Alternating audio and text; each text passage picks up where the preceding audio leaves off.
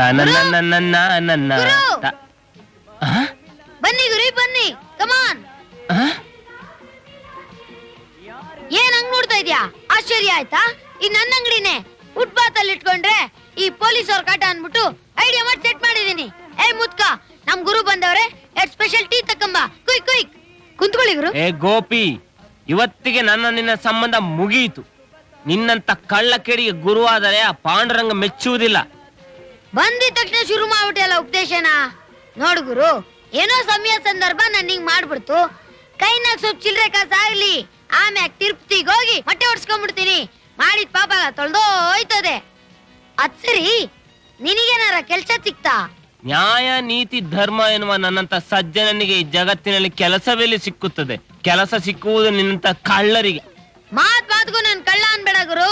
ಗುರು, ಇನ್ನು 3 ತಿಂಗಳು ಟೈಮ್ ಕೊಡು. ನಾನೇ ಒಂದ್ ಸ್ವಂತ ಪಿಕ್ಚರ್ ತೆಗೆದು ನೀನ್ ಹೆಂಗಾರ ಬಾಸ್ಕರು ನಿನ್ನೆ ಮ್ಯೂಸಿಕ್ ಡೈರೆಕ್ಟರ್ ಆಗಿ ಹಾಕ್ಬಿಡ್ತೀನಿ.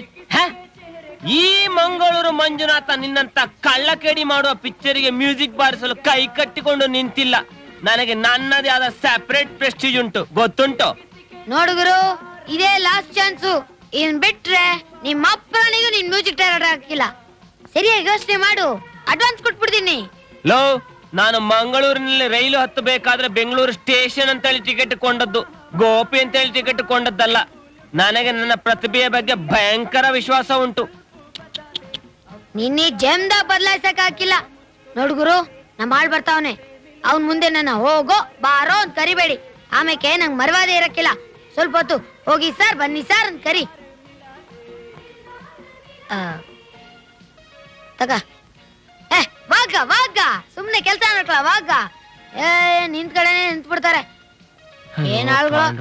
ಪಾಂಡುರಂಗ ಗುರು, ನಾನ್ ಊಟ ಮಾಡ್ಕೊಂಡ್ ಸ್ನಾನ ಮಾಡ್ಕೊಂಡ್ ಬರ್ತೀನಿ. ಸ್ವಲ್ಪ ಹೊತ್ತು ಅಂಗಡಿ ನಡ್ಕೋ, ಬಾಟನು ಕೊಡ್ತೀನಿ.